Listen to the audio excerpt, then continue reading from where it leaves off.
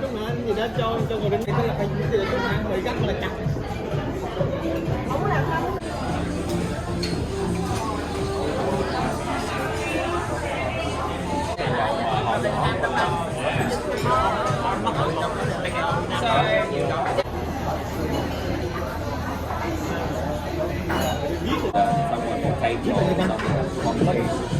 Chỉ có một đây là nó không có luôn.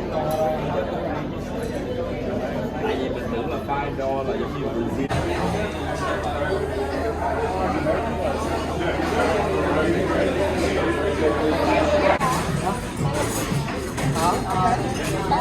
Ở đây thử đi.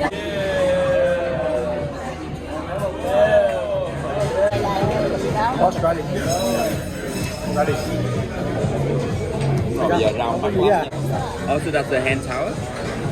Yeah. Oh, there you go. Oh, wow. That's awesome. Yeah. Man, good try. Food critic.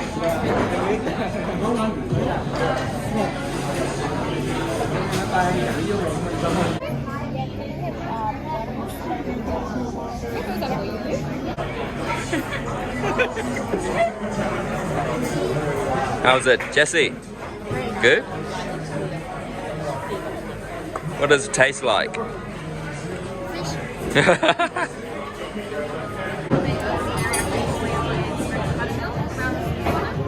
then just on top, you've got a generous serving of Francia cheese, a couple from Bombardier and Victoria, and then just a little fried potato leaf as well.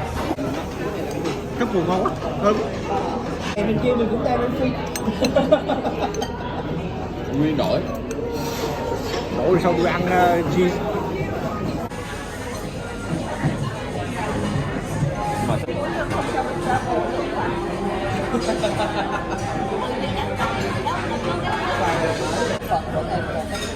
Em chụp ảnh. Không, đưa anh không chụp rồi.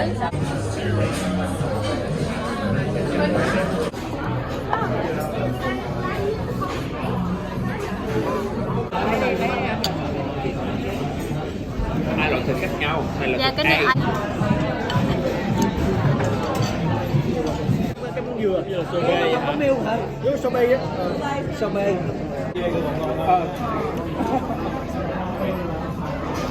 Có vỏ nhưng nó để chan rượu vô á.